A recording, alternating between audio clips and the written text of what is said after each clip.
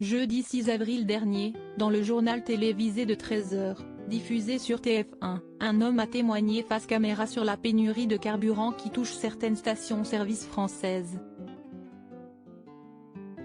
Mais les internautes ont rapidement eu l'occasion de se rendre compte que ce monsieur, comme la journaliste à l'origine du reportage l'a appelé en voix off, était une personnalité publique.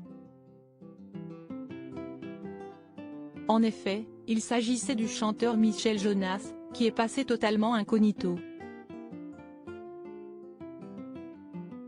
Même Marie-Sophie Lacaro, la présentatrice du JT, n'a pas relevé le fait que c'était l'artiste de 76 ans, en personne, qui a bien voulu s'exprimer devant les caméras de TF1. Samedi 8 avril, la journaliste était invitée au micro d'Europe 1 et elle a été questionnée sur ce moment de télévision assez surprenant. Quand le reportage part, le rédacteur en chef me parle. Il me dit, tu vas rigoler, il y a Michel Jonas dans ce sujet. Elle répond, visage souriant, ah bon, mais non, ce n'est pas possible, a-t-elle raconté avec amusement, en expliquant qu'à cet instant, elle croit que c'est une blague puisque ses collègues lui en font souvent. Et quand Michel Jonas, donc, arrive à l'antenne, je me dis, mais oui, c'est lui, a-t-elle ajouté.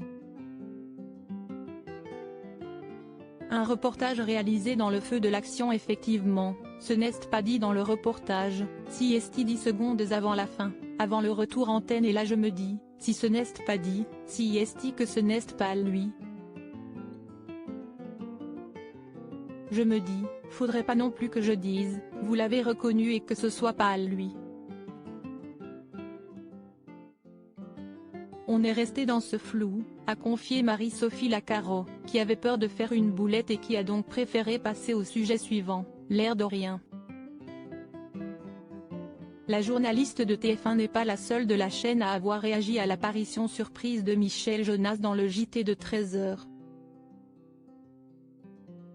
Lors de sa récente invitation dans l'émission On refait la télé, diffusée sur RTL, Gilles Boulot a déclaré, comme pour faire taire les mauvaises langues qui ont critiqué le travail réalisé par la jeune journaliste à l'origine du reportage, dans le feu de l'action, elle ne l'a pas immédiatement reconnu, c'était totalement hors contexte.